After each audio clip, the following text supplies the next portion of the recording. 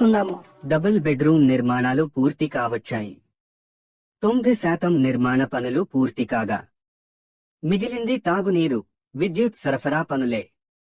5 ఏళ్లుగా పనుల్లో కదలిక లేకపోయినా ఏడాది కాలంగా నిర్మాణ పనుల్లో వేగం పుంజుకుంది.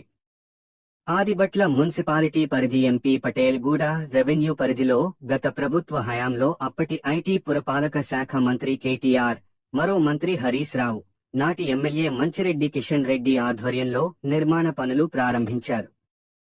నాటి నుంచి కొనసాగుతున్నాయి. ఎంపీ పటేల్ గూడ రెవెన్యూలో 4 ఎకరాల ప్రభుత్వ భూమిలో 180 మందికి ఫ్లాట్ల నిర్మాణం కోసం స్థలం కేటాయించారు. 2021లో గౌరీశంకర్ అనే సంస్థకు కాంట్రాక్టు దక్కింది. నిర్మాణ పనులకు 9.54 కోట్ల నిధులను కేటాయించారు. చకచకా పనులు ప్రారంభించిన సబ్ కాంట్రాక్టర్కు ఇవ్వడంతో బిల్లులు రాలేదంటూ స్లాబు లెవెల్లో పనులు ఆపేశారు.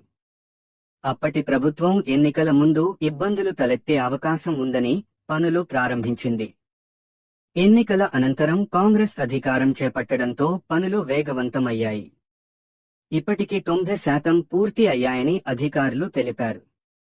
9.54 కోట్ల నిధుల్లో సగం బిల్లులు మంజూరయ్యాయని, మిగతా 4 కోట్లు రావాల్సి ఉంది.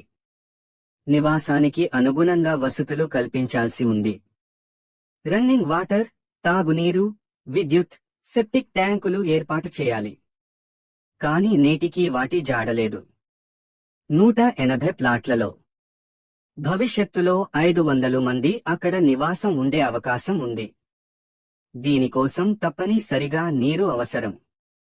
కానీ ఇక్కడ బోరు లేదు, తాగునీటి వసతి కల్పించలేదు. 8 బ్లాకులకు సెప్టిక్ ట్యాంకుల నిర్మాణం భారీగా చేపట్టాల్సి ఉంది. విద్యుత్ సౌకర్యానికి ట్రాన్స్ఫార్మర్లు ఏర్పాటు చేయాల్సి ఉంటుంది. వీటన్నింటికీ 2 కోట్లు పైగా నిధులు కావాల్సి ఉండగా ఈ నిధులు కేటాయించినట్లు తెలుస్తోంది. ఇక పనులు చేపట్టడమే తరువాయి. ఇదిలా ఉండగా మిగతా 10% పనులు పూర్తి చేయించి వచ్చే నెలలో అప్పగించాలని సంబంధిత కాంట్రాక్టర్ను ప్రభుత్వం ఆదేశించినట్లు సమాచారం.